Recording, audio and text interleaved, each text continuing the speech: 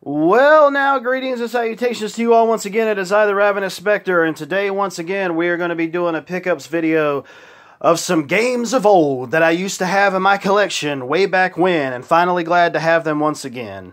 Under no fault of my own. Those who have watched my other pickups videos know the whole story behind that, but got 4 games today. 2 of them I ended up getting off of a Facebook sellers group, and the other 2 I ended up getting off of eBay. And I'll just go ahead and get started here and stop running my mouth. The first one we have here is Parasite Eve, and as you can see, it's in a nice little plastic baggie there. And I think I actually may have to throw this plastic baggie away because I've taken this thing out a couple times to look at it, inspect it, check out the disc, which is this. The discs are in excellent condition. I think there's like one slight scratch on the second disc, it looks like, or maybe that was just a piece of hair. Regardless of that, though, this was in excellent condition.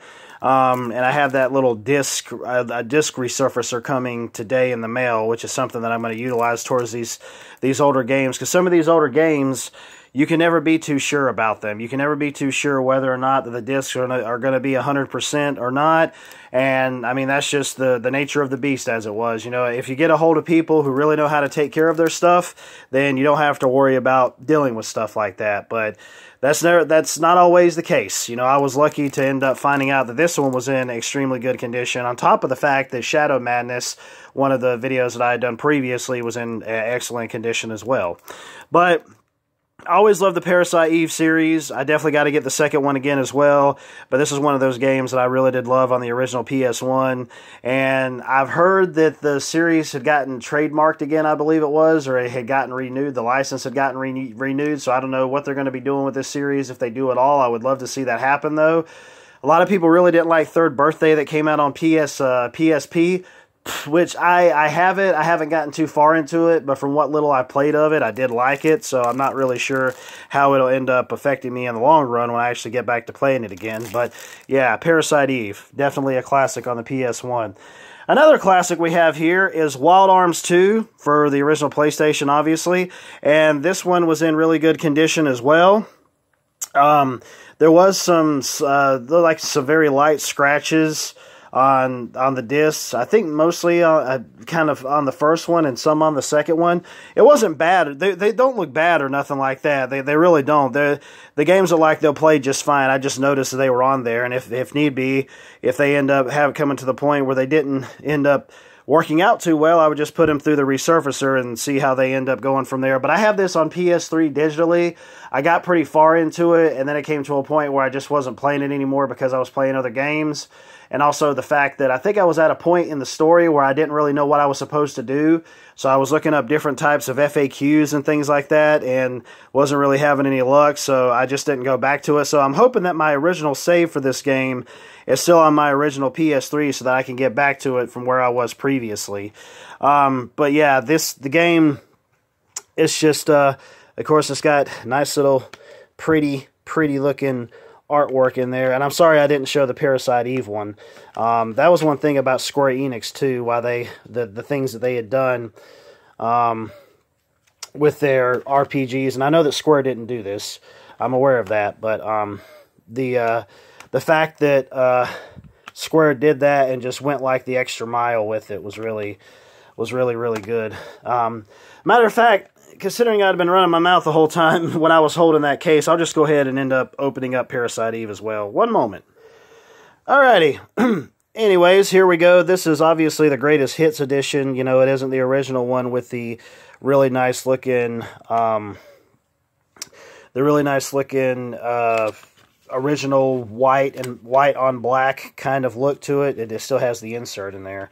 I really don't think I'm going to take that out because this game came out in 98 or 99, and yeah, I really don't feel like doing that because it's just like, to me, it's just like a piece of, obviously gaming history. So, but anyways, I think that in this edition, obviously it's not in the greatest hits edition, but I believe that there was another disc that had came with it, like a demo disc or something like that, which obviously wasn't in the greatest hits edition, which is fine. It doesn't bother me. If I get stuff like that, cool. If I don't, oh well. I honestly don't really care, to be honest with you. But anyways, I did get one, what was it, inside a Vagrant Story, you know, which was really cool that I managed to end up getting that complete in the previous video that I ended up talking about. But anyways, we went inside of that one. The next one that we got here, now these look a little grody. These look a little nasty. I kind of knew what I was getting into with this a bit. I talked to the guy, and he ended up sending me 30-second videos of a couple of them, or both games. But considering these are jrpgs, 30 seconds isn't going to constitute for 30 hours, if you will. And yeah. One of them has the booklet, and the other one is just the disc itself. The other one is just the disc and the booklet inside of a regular CD case, so it's not original and complete. But regardless of that, I mean, if you can get games loose and get them really cheap and have them work, you can go ahead and go back and complete them at any point in time that you want to. But that is Breath of Fire 3 here. And yeah, like I said, the case looks kind of nasty there. But I have this one. I can't remember if it was Breath of Fire 3 or Breath of Fire 4. I think it's kind of funny people are paying so much for Mega Man Legends. But anyways, that's another thing altogether. That's got the insert also. It's rather. Let me see. I'm trying to get through this to flip through it, but I can't because of that cardboard thingy. I don't know if it's the third one or the fourth one that I have that's on PSP, but I do have it, and I was glad that I ended up having it on another system.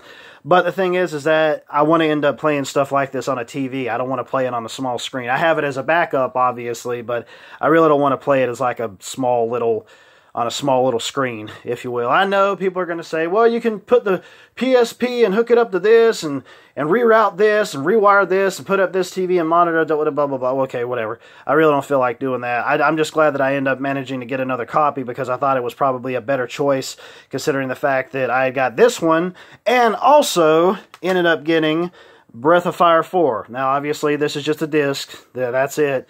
Nothing else. And I didn't show you the discs of all these games, but the third one and the fourth one here, yeah, they need some work. I'm gonna have to put them through the resurfacer.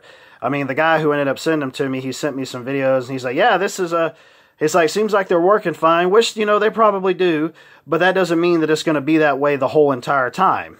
You know, what happens if you get like 30 hours into the game, or like I mentioned before, and all of a sudden it just stalls out or doesn't work or something, you know? You'd be screwed, so you'd be better off actually trying to fix it any way that you possibly can.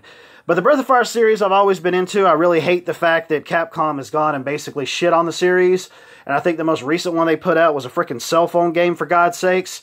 So yeah, that was a load of BS. So I don't know if they're going to end up doing anything with this anymore. Dragon Quarter was the most recent one they put out on console, which I really freaking hated. It aggravated the living piss out of me. But I really wish they would end up going back to their roots again with this series. And yeah, so maybe that'll happen someday. We never really know. But anyways, those are some eBay pickups that I wanted to share and that I wanted to talk about, and ended up getting some classic ones back into my collection again that I'm honestly very, very happy to have. I think I'm coming to a point where I'm getting the PS1 RPGs that I want and that I just want to stick with from now on. And I may not be collecting for that system anymore once I finally finish out the games that I had been missing from my collection for years now. So, anyways, I will go ahead and end this like I always do. Later, taters.